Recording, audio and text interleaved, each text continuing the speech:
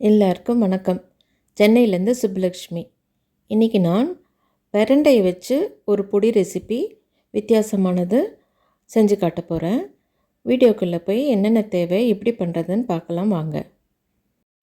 இதுக்கு தேவையான பொருட்கள்: பிரண்டை 2 கைப்பிடி அளவு, பாசிப்பருப்பு ஒரு அரை கப்பு, பொரி 1 கப்பு, அப்புறம் திணை ஒரு டேபிள் ஸ்பூன் அளவு, காஞ்ச மிளகாய் ஒரு 8, அதுக்கப்புறம் புளி கொஞ்சமாக, அப்புறம் கருவேப்பிலை ஒரு 3 கொத்து.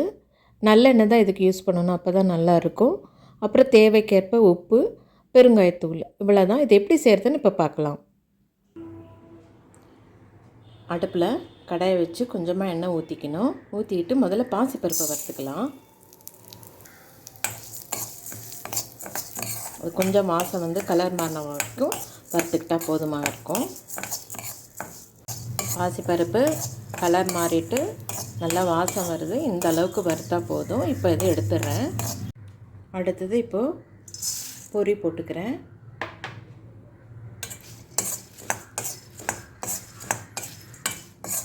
இது கொஞ்சம் ஒரு பொறுப்பாக வர அளவுக்கு வறுத்துக்கிட்டால் போதும். நான் என்னுடைய சேனலில் பொரி வச்சும் இட்லி பொடி பண்ணியிருக்கேன், அப்புறம் பாசிப்பருப்பு வச்சும் பண்ணியிருக்கேன்.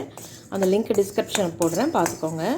ரொம்ப நல்லாயிருக்கும், சுவையாக இருக்கும், நல்ல ப்ரோட்டீன் ரிச்சு, ஃபைபர் இருக்குது. இந்த பொரியலெல்லாம் ரொம்ப உடம்புக்கு நல்லது. ஒரு வித்தியாசமான டேஸ்ட்டோடு நல்லாயிருக்கும். இந்த அளவுக்கு பொரி வறுத்தா போதும். எடுத்துடுறேன். அரிசி எடுத்துக்கிறேன். மில்லட்டில் நிறைய ஃபைபர் இருக்குது, அதை வச்சு கூட நான் இட்லி பொடி பண்ணியிருக்கேன், என்னுடைய சேனலில் இருக்குது. இதுவும் ஃபைபர் அதிகம், ரொம்ப நல்லது உடம்புக்கு. மில்லட்ஸு இது மாதிரி ஏதாவது ஒரு வித்தியாசமாக நம்மளுடைய உணவில் நம்ம இந்த மில்லட்ஸை சேர்த்துக்கிறது ரொம்ப நல்லது. இட்லி கரைக்கும் போதும் கொஞ்சம் போட்டுக்கலாம், அரிசியை குறைச்சிட்டு. ரொம்ப போடக்கூடாது, கொஞ்சமாக. சில பேர் டேஸ்ட்டு மாறிடுச்சு சாப்பிட மாட்டோம்னு சொல்லுவாங்க. அதே மாதிரி பொங்கல் செய்யும்போதும் பாதி அரிசி பாதி இது மாதிரி ஏதாவது ஒரு மில்லட் எடுத்துகிட்டு பாசிப்பருப்பு போட்டு வெண்பொங்கல் அது மாதிரி செய்யலாம். அன்றாட உணவில் இந்த மில்லட்ஸ் சேர்த்துக்கிறது ரொம்ப நல்லது, எல்லா வயசுக்காரங்களுக்கும் நல்லது. இதில் நார் சத்து அதிகம் இருக்கிறதுனால ரொம்ப நல்லது. இந்த அளவுக்கு வறுத்தா போதும். இதை எடுத்துடுறேன் நான். இப்போது இது காஞ்ச மிளகாய் போட்டுக்கிறேன். எங்கள் வீட்டு காரத்துக்கு தகுந்த மாதிரி நான் போட்டிருக்கேன், அது நீங்கள் பார்த்துக்கோங்க உங்களுக்கு எப்படி வேணும்னு. நான் ஒரு 8 மிளகா எடுத்துருக்கேன். இதுவும் இந்த அளவுக்கு வறுத்தா போதும், எடுத்துடுறேன். அடுத்தது கருவேப்பிலை எடுத்துக்கிறேன். கொஞ்சம் நல்லா மொறுமொறுப்பாக வறுத்துக்கலாம். கருவேப்பிலையும் நல்லா வறுத்தாச்சு, இதையும் இப்போ எடுத்துடுறேன் நான். இப்போது கொஞ்சம் எண்ணெய் ஊற்றிக்கணும். பிரண்டை வறுக்க போகிறோம். இப்போ பிரண்டையை போட்டுக்கிறேன். பிரண்டையை நல்லா சுத்தமாக கழுவிட்டு காய வச்சுட்டு சின்ன சின்னதாக கட் பண்ணி எடுத்துருக்கேன். வதக்கும்போது ஈஸியாக இருக்குன்றதுனால இதை நல்லா ப்ரௌனாக ஆற வரையும் வதக்கணும். இதுதான் நம்மளுக்கு கொஞ்சம் டைம் எடுக்கிற ஒரு விஷயம் இந்த பொடி பண்ணும்போது. இது கொஞ்சம் பொறுமையாக நல்லா வறுக்கணும். இந்த க்ரீன் கலரெல்லாம் மாறி லைட் ப்ரௌன் கலராக வரும், அந்த அளவுக்கு வறுக்கணும். பிரண்டை இப்போ சரியாக வறுக்கலைன்னா நல்லா இருக்காது, உடம்புக்கும் அப்படி சாப்பிட்றது நல்லது கிடையாது. இதை நல்லா வறுத்துட்டு தான் சாப்பிட்ணும்.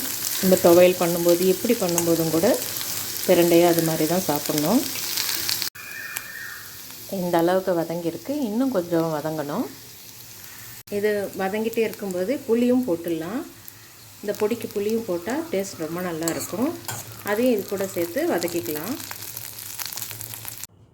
பிரண்டையை இந்த அளவுக்கு வறுத்தா போதும். இப்போ எல்லாம் ஆறுனதுக்கப்புறம் மிக்சியில் போட்டு பொடி பண்ணிக்கணும். நம்ம எடுத்த எல்லா சாமானும் வறுத்தாச்சு. பொரி, பாசிப்பருப்பு, காஞ்ச மிளகா, திணை, கருவேப்பிலை, பிரண்டை. இது கூட இப்போ உப்பும் பெருங்காயத்தூளும் போட்டு மிக்சியில் பொடி பண்ணிக்கணும்.